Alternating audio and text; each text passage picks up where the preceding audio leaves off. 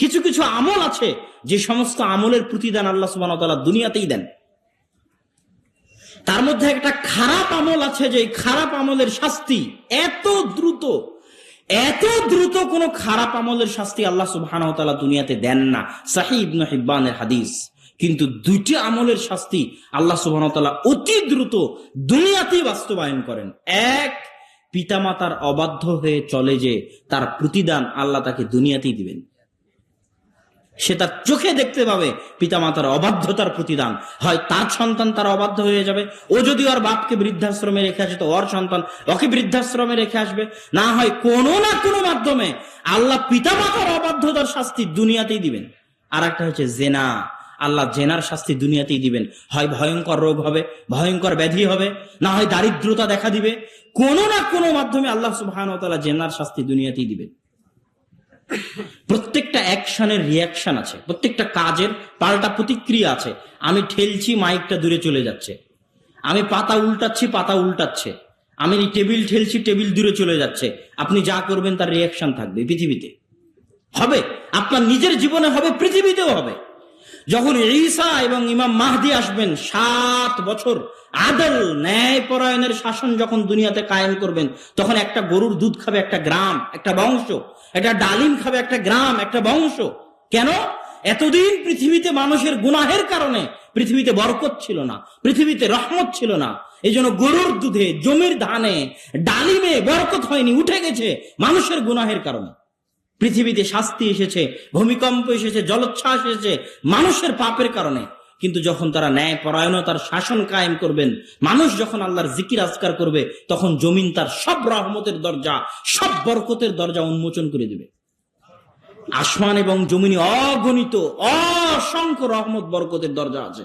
যে আল্লাহর তাওহীদ কায়েম করবে, আল্লাহ তার জন্য উন্মুক্ত করে দিবে। কে জানতো মরুভূমির ওই সমস্ত ফকির মিসকিন যাদের কাছে কিছুই ছিল না, তাদের মরুভূমির নিচে আল্লাহ তেল দিয়ে দিবেন? কে জানতো? ইন্নাল্লাহ আলা কুল্লি শাইইন কাদির। সম্মানিত উপস্থিতি, তো আমরা আলোচনা করছিলাম যে একজন মানুষ, আল্লাহ সুবহানাহু ওয়া তাআলা মানুষকে পৃথিবীতে আবাথা এমনি সৃষ্টি করেনি। আর একজন মানুষের সবচেয়ে বড় শত্রু হচ্ছে শয়তান, এবং শয়তান মানুষকে সিরাতে মুস্তাকিম থেকে দূরে রাখার জন্য আপ্রাণ চেষ্টা করে। রাসূল সাল্লাল্লাহু আলাইহি ওয়াসাল্লাম এবং আল্লাহ সুবহানাহু ওয়া তাআলা পবিত্র কোরআন মাজিদে এবং আল্লাহ রাসূল তার হাদিসে তো অসংখ্য হাদিস, কোরআনের পৃষ্ঠা উল্টালেই দেখবেন শয়তান, হাদিসের পৃষ্ঠা উল্টালেই দেখবেন শয়তান, হাদিসে হাদিসে শয়তান, আয়াতে আয়াতে সূরায় সূরায় শয়তান। ওয়ালা তাত্তাবিউ খুতুওয়াতিশ শাইতান ইন্নাশ শাইতানা লাকুম আদুউম মুবিন। শুধু শয়তান। আউযু বিল্লাহি মিনাশ শাইতানির রাজিম, বিসমিল্লাহি আল্লাহুম্মা ইন্না আউযু বিকা মিনাল খুবুতি ওয়াল খাবাইস। শুধু শয়তান। ঘুমাতে যাবেন শয়তান, ঘুম থেকে উঠবেন শয়তান, বাড়িতে প্রবেশ করবেন শয়তান, খেতে বসবেন শয়তান, সর্বত্র শয়তান ওত পেতে বসে আছে আপনাকে পথভ্রষ্ট করার জন্য। আর শয়তানের ওই ওত পাতা থেকে বেঁচে থাকার নামই হচ্ছে পৃথিবীতে সিরাতে মুস্তাকিমে টিকে থাকা।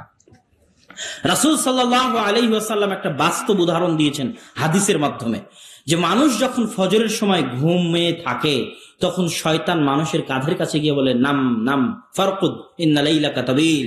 ঘুমিয়ে থাকো, রাত অনেক লম্বা, অনেক লম্বা রাত। তার ঘাড়ের কাছে শয়তান 3টে গিট দেয়। এটা আল্লাহ রাসূলের হাদিস।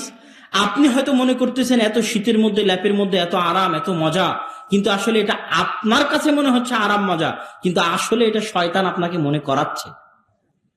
এইটা যখন আপনি বুঝতে পারবেন, তখন সঠিক রাস্তায় আসতে পারবেন। আর যখন মনে করবেন আপনার নিজের আরাম, নিজের মজা, নিজের আয়েশ, তখন আর আসতে পারবেন না। যে গেম নিজের মজার জন্য খেলছেন, যে গান নিজের আরামের জন্য শুনছেন, এটা আসলে শয়তান শোনাচ্ছে। এই কান, এই চোখ, এই নাক, এগুলো প্রত্যেকটা হচ্ছে শয়তানের আক্রমণের রাস্তা। শয়তান মানুষের উপর আক্রমণ করে। এই চোখ দিয়ে শয়তান ওই জিনিস দেখাবে যেই জিনিস আল্লাহ পছন্দ করেন না। এই কান দিয়ে শয়তান ওই জিনিস শোনাবে যেই জিনিস শোনা আল্লাহ পছন্দ করেন না। এটা শয়তানের আক্রমণের রাস্তা। এই কান দিয়ে গান শুনবে, গান গিয়ে আঘাত করবে হৃদয়ে, হৃদয়ে কালো স্পট পড়বে, একটা একটা করে স্পট পড়তে পড়তে হৃদয় কালো হয়ে যাবে। আল্লাহুম্মা ইন্নী যালামতু নাফসি, হে আল্লাহ আমি আমার আত্মার উপর অত্যাচার করেছি। গুনাহ করতে করতে কালো স্পট পড়তে পড়তে অন্ধকার হয়ে গেছে, আমি আমার আত্মার উপর অত্যাচার করেছি। গুনাহ করা বলে হয়নি, অত্যাচার। কেননা প্রত্যেকটা গুনাহ আত্মার উপর